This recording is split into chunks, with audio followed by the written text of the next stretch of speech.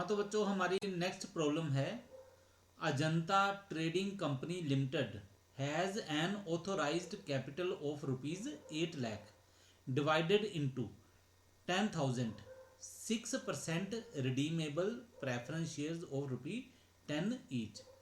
तो 6% redeemable preference share है, एक शेयर की कीमत 10 रुपये है और शेयर है total 10,000।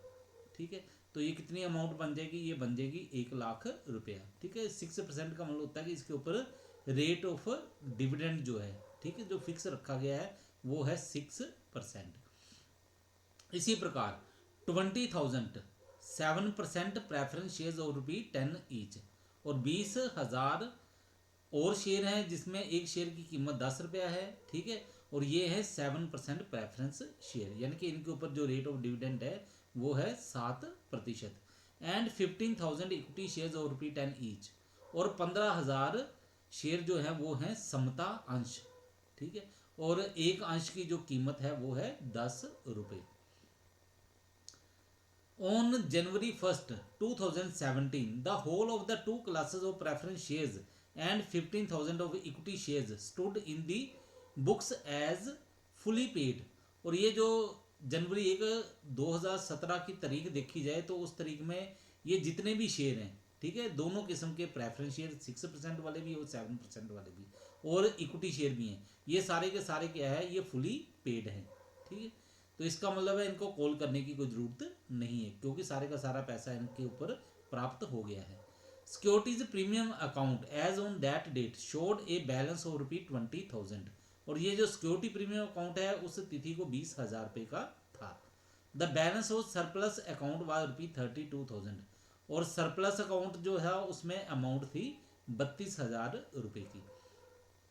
On July 1st, 2017, it was decided to redeem the whole of 6% preference shares at a premium of ₹1 per share। और 1 जुलाई 2017 को ये निर्णय लिया गया कि 6% प्रेफरेंस शेयर जो थे सारे के सारे उनका शोधन कर दिया जाएगा, और शोधन के लिए क्या किया जाएगा, ₹1 प्रीमियम भी लगाया जाएगा। And for this specific purpose The company issued for cash 8,000 equity shares of ₹10 each at a premium of ₹2 per share। ठीक है, और ये जो इसका उद्देश्य था इसके लिए क्या किया, यानी कि शोधन का उद्देश्य इसके लिए 8,000 समता अंश जो थे कंपनी ने नए इशू किए।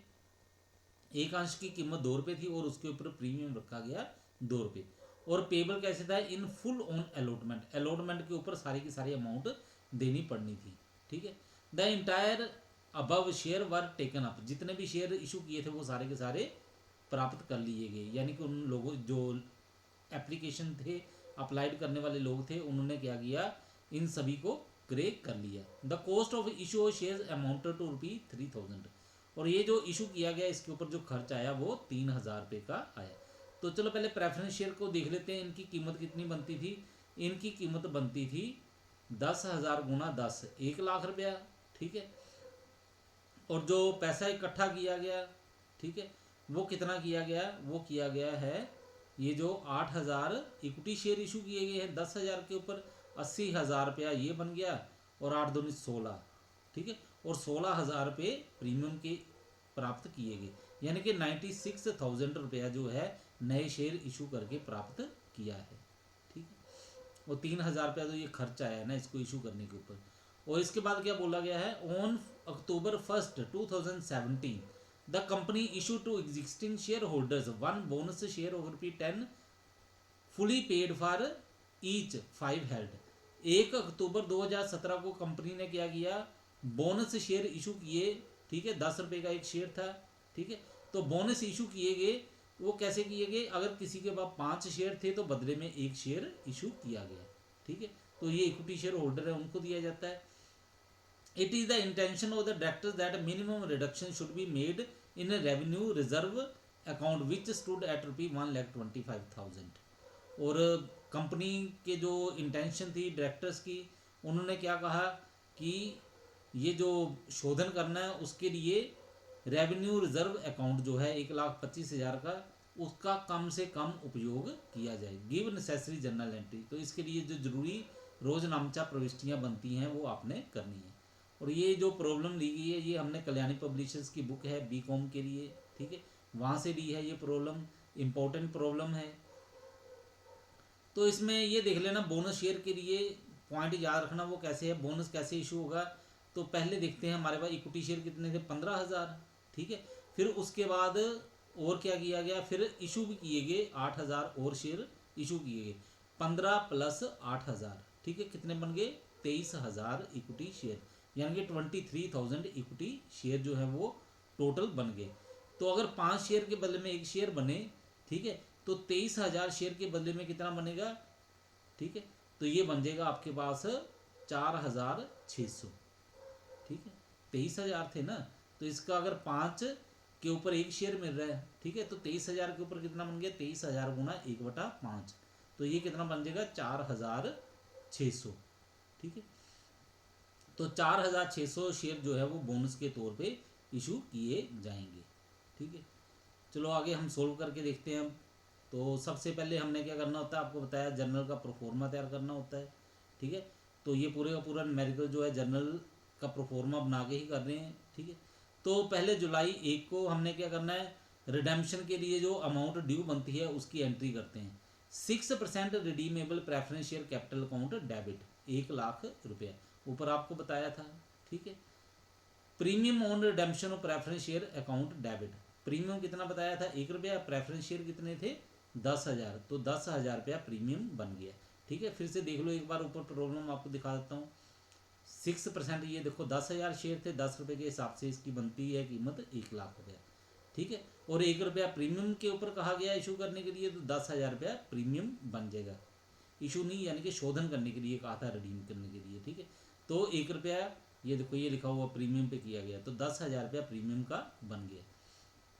तो एंट्री बन गई 6% redeemable preference share capital account debit 1,00,000 रुपया, premium on redemption of preference share account debit 10,000, to redeemable preference share holders account 1,10,000 रुपये।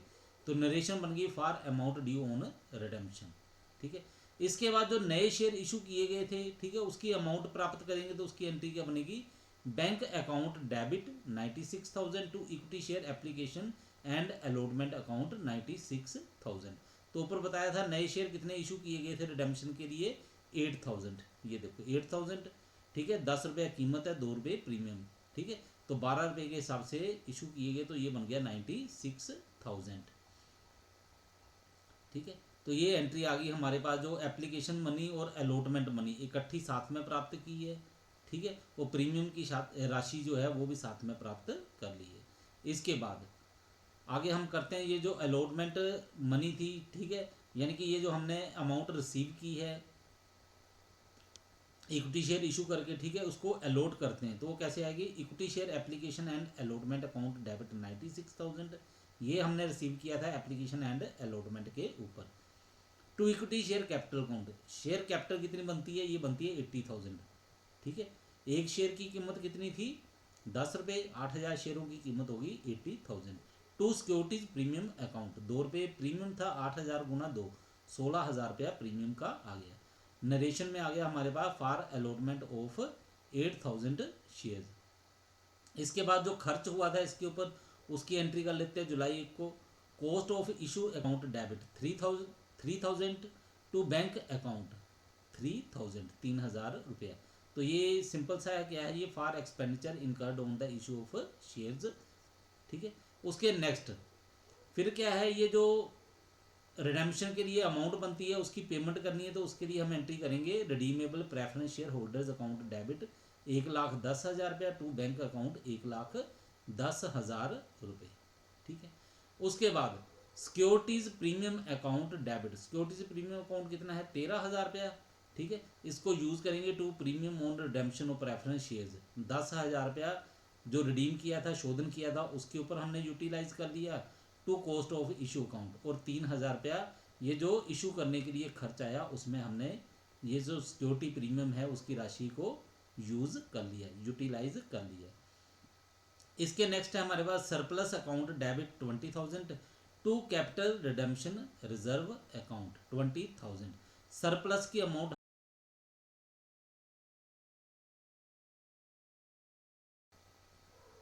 तो सरप्लस अकाउंट में से 20,000 रुपया क्या करना है, कैपिटल रिडेम्पशन रिजर्व अकाउंट में ट्रांसफर कर देना है। ठीक है, तो ये 20,000 रुपया ही क्यों करना है सरप्लस अकाउंट में से। ठीक है, अगर आप सरप्लस की राशि देखोगे वो तो ज़्यादा है आपके पास। ठीक है, तो यहाँ पे देखो आप क्वेश्चन में, ठीक है, क्वेश्चन में आपको बताया गया the balance of surplus account was ₹32,000, तो 20,000 रुपया क्यों आप ट्रांसफर कर रहे हो। ठीक है, तो जब भी ये शेयर्स आपने रिडीम करने हैं, ठीक है, प्रेफरेंस शेयर की रिडेम्पशन करनी है, उनका शोधन करना है, तो उसके लिए क्या है, ये जो अमाउंट आपको चाहिए कैपिटल में से वो कितनी होनी चाहिए। अगर आपने फ्रेश इशू किया है तो उसकी कैपिटल की अमाउंट देखो, अगर उसमें से फिर कुछ बच जाता है, ठीक है, तो वो आप फिर ये जो सरप्लस अकाउंट है आप वहाँ से उसको ट्रांसफ़र कर दोगे कैपिटल रिडेम्पशन रिजर्व अकाउंट में। ठीक है, तो यानी कि बैलेंस जो है वो आपका कैपिटल रिडेम्पशन रिजर्व में से कवर होगा। ठीक है, तो ये देखो, ये जो आपने रिडीम करने थे तो इसके शेयर्स की कैपिटल कितनी बनती है, ये बनती है 10,000 मल्टीप्लाई 10, 1,00,000 रुपया।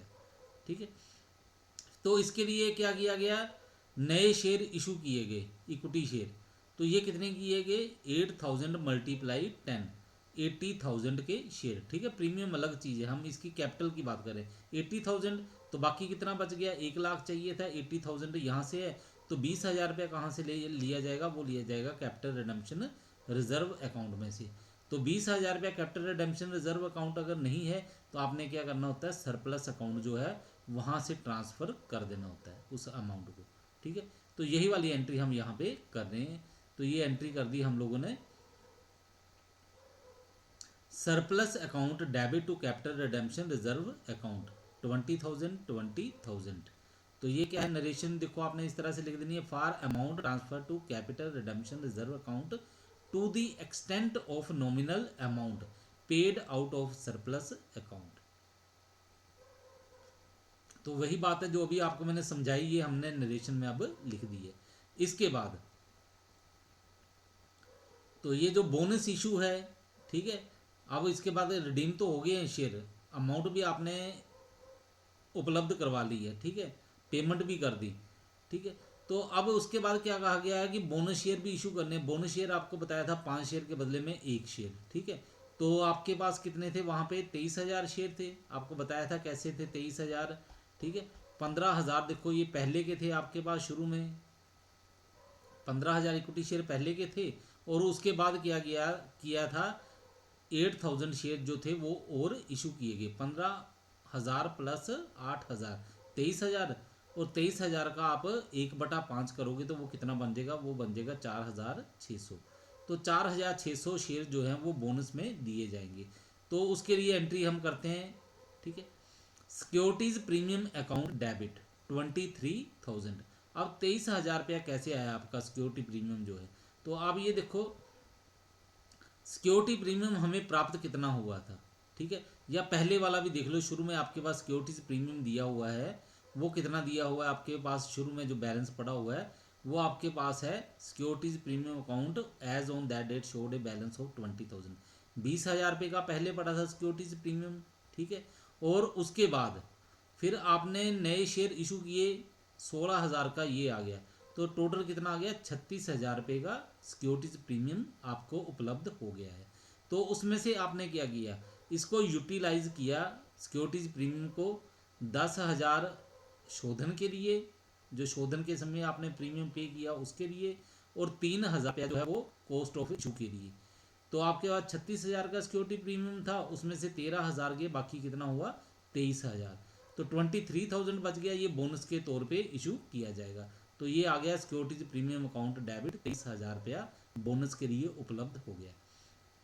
Capital redemption reserve account debit, तो बाकी कितना है 20,000 रुपया, ये भी आपको बताया था कैसे करना था हमने।